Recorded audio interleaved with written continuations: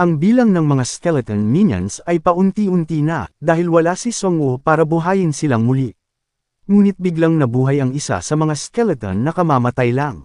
Napagtanto ni Ji So-yeon na ginamit ni Songwoo ang Lich Mode Transformation skill, at kailangan niyang gamitin ang pagkakataong ito para itulak pabalik ang mga undead.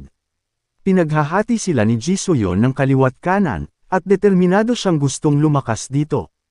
Ang mga player ay nagsimulang sabihin na si Red Demon Jisoo, na kasintahan ng Necromancer, ay isa ring malakas.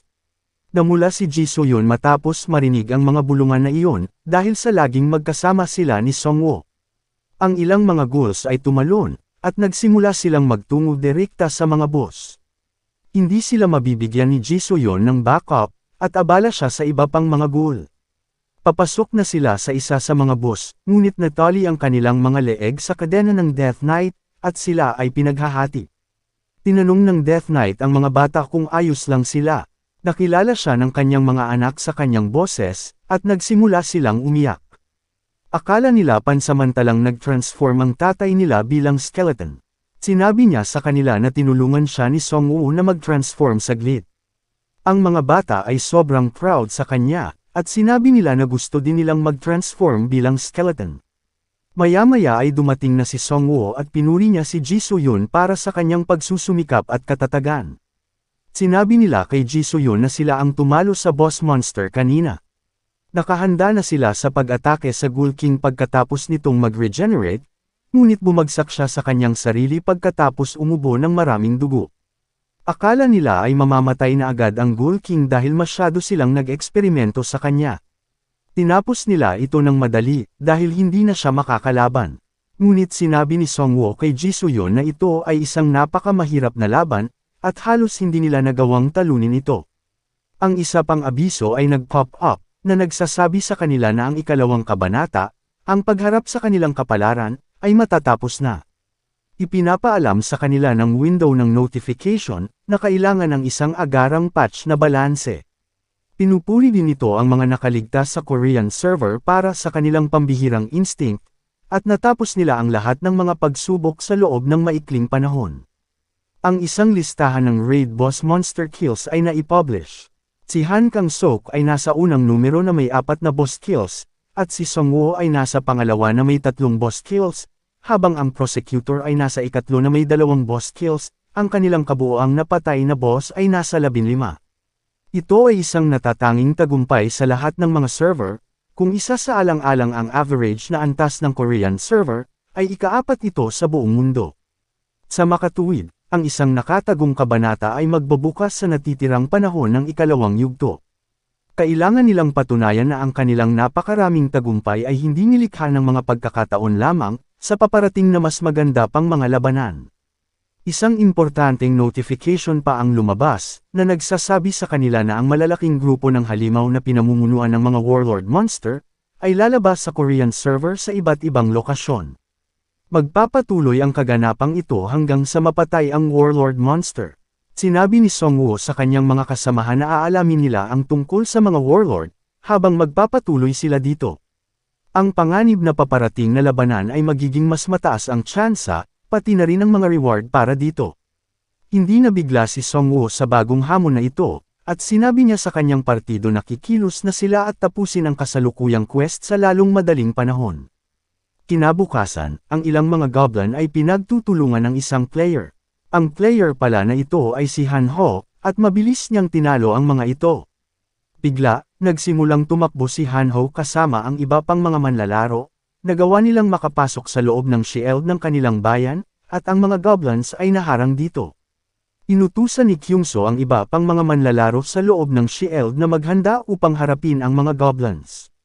Ang mga goblins ay umaatake sa Pioneer Camp Shield, at dahan-dahan itong nasisira. Pinatamaan ni Han Ho ang isang goblin gamit ang kanyang throwing knife, na nagpa-activate sa kanyang divine skill. Nagsimula siyang umatake sa mga goblin na may masamang tingin. Patuloy na tinatalo ni Han Ho ng mabilis ang mga goblins. Ang isang grupo ng mga goblin ay nagsimulang umatake sa kanya, ngunit sa pagkakataong ito ay hindi na siya tatakbo palayo tulad ng nakaraan. Sinimula ni Han Ho na paghiwa-hiwalayan silang lahat, habang nagwawala siya sa lugar, na walang kabuluhan. Lumitaw si Righty sa tabi niya. Si Songwoo at ang kanyang partido ay lumabas, ngunit si Hanho ay medyo nagtataka dahil si Death Knight ang pumalit sa kanyang pwesto sa partido ni Songwoo. Maya-maya, nagme-meeting na silang lahat sa base nila. Ipinaalam sa kanila ni Spearman Kyungso na medyo naging magulo pagkatapos magsimula ang bagong pangunahing kabanata. Halos lahat ng iba pang grupo ng mga nakaligtas ay dumaranas ng mga pag-ataking ito sa buong bansa. Ang mga safety zone ay naging halos wala ng silbi dahil ang kanilang kapangyarihan ay humihina, at ang mga halimaw ay nagiging mas malakas. Ang Liberation Guild ay kasalukuyang nakikipaglaban sa libu-libong orc, at kasalukuyang hinahanap nila si Songwoo. Sila ang pinakamalapit na matatawag nilang kaalyado, kaya kailangan nila ng tulong ni Songwoo.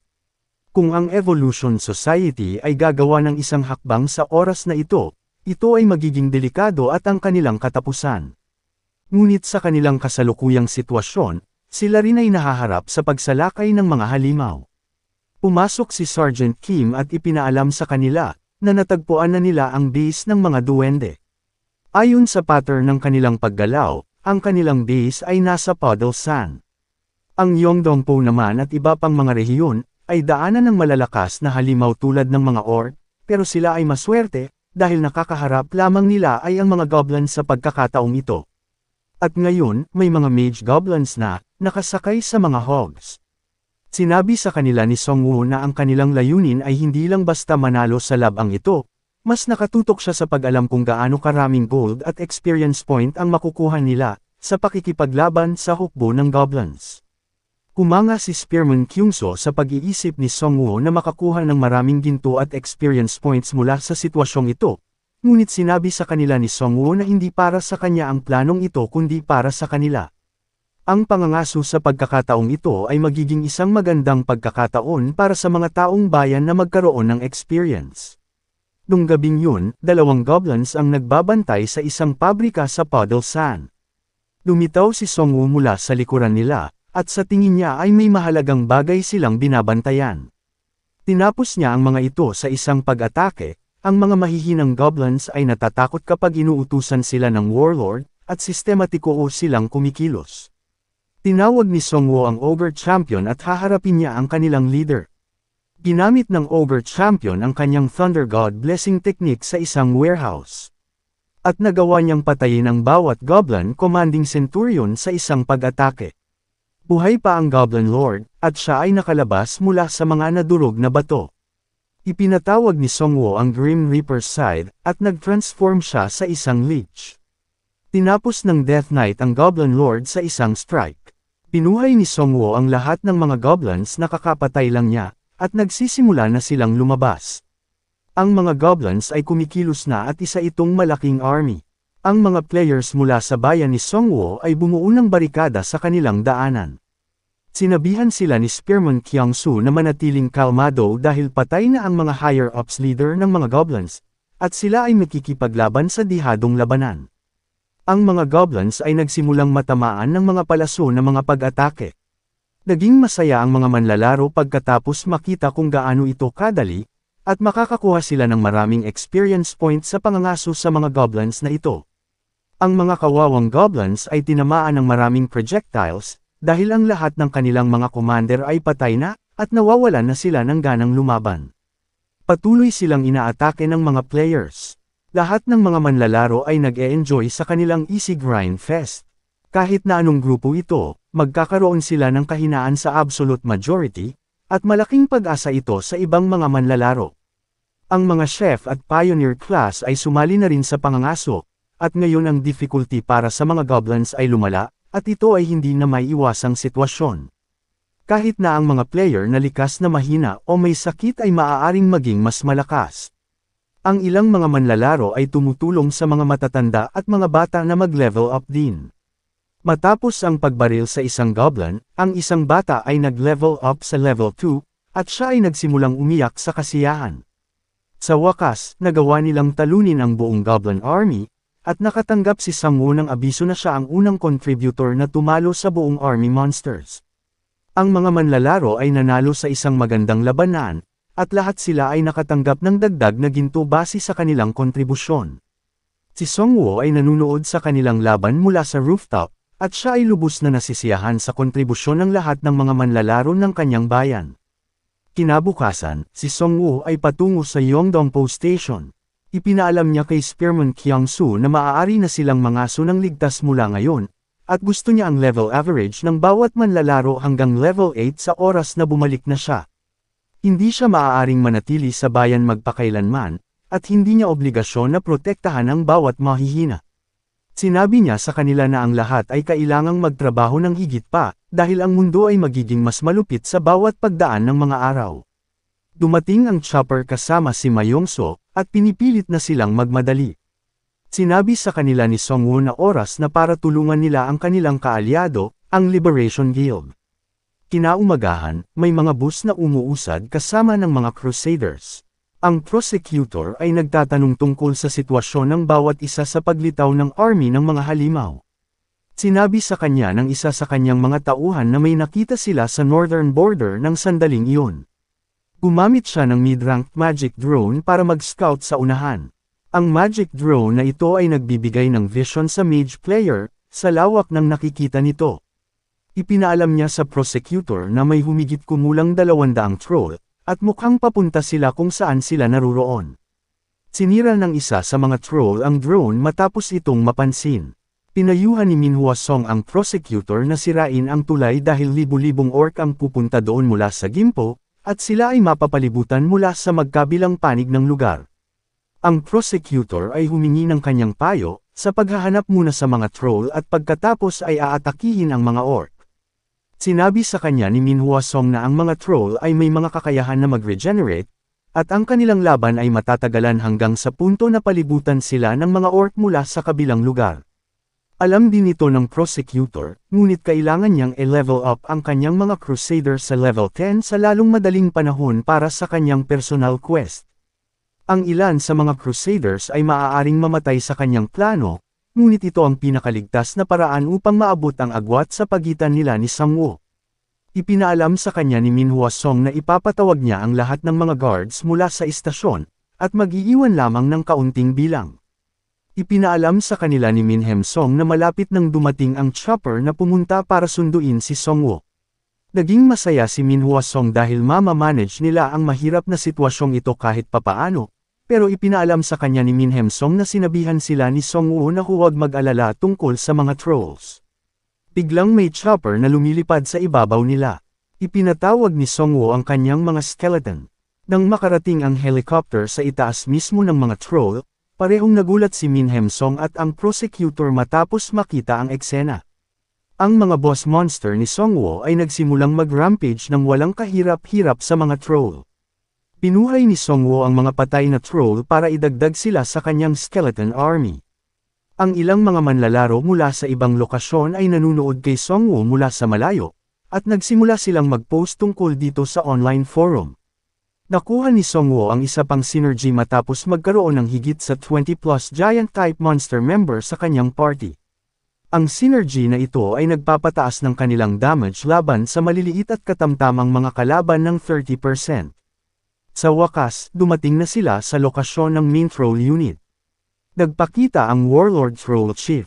Ang leader ng troll ay nagsimulang humahampas sa lupa. Medyo nabigla ang mga manunood matapos makita ang random na kilos ng troll leader. Biglang nagsilabasan ang mga ugat mula sa lupa kung saan hinahampas ng troll chief, at ang mga ugat na ito ay nagsimulang paliputan ang mga skeleton ni Song-woo. Ang mga manunood ay nagsimulang mag-isip na ito ay magiging isang mahirap na laban para kay Song-woo, ngunit isang pag-atake ang tumama sa kamay ng troll leader, at ang kanyang palakol ay nabitawan sa kanyang kamay. Sinuntok ng over-champion ang kanyang mukha gamit ang kanyang kamao. Ang Wandering Drake ay hinawakan siya mula sa likuran, at ang dalawang boss ay nagsimulang umatake sa kanya. Ang kawawang pinuno ng mga troll ay nabugbog sa kanilang mga suntok. Sa huli, tinapos siya ng Death Knight gamit ang Masterless Sword. Pinuhay ni Song-woo ang Troll Chief, at nagsimula silang magtungo sa Liberation Guild. Nagpasalamat ang prosecutor kay Song-woo sa pagpunta sa kanila upang sila ay iligtas. Sinabi sa kanya ng prosecutor na ang isang malaking grupo ng mga orc ay patungo dito, at maaari lamang silang tumawid sa tulay na ito. Inarangan na ng prosecutor ang lahat ng iba pang mga daanan, kaya maaari lamang silang lumipat dito. Ang prosecutor ay nananatili pa rin sa kanyang pagiging mapagkumpetensya, at gusto niyang patunayan ang kanyang sarili sa pamamagitan ng pangunguna sa paparating na laban. Bigla, nagsimula silang makakita ng maraming post sa public forum tungkol sa mga taong gustong sumama kay Song-woo sa labanan na ito. Nagiging mahirap para sa Liberation Guild na panatilihin ang kanilang reputasyon, dahil sa mga maliliit na guild na naglalabas ng impormasyon tungkol sa mga laban ni Song-woo. Nakatanggap sila ng maraming mensahe mula sa iba't ibang maliliit na grupo ng mga survivors na papunta sa kanilang lokasyon upang tulungan sila. Iniisip ni Min Hwa-song na dapat silang tanggapin at dahan-dahan silang kumbansihin na sumali sa kanilang guild. Ang bilang ng mga unit sa grupo ng mga orc ay masyadong marami, kaya kailangan nila ng maraming tulong hanggat maaari.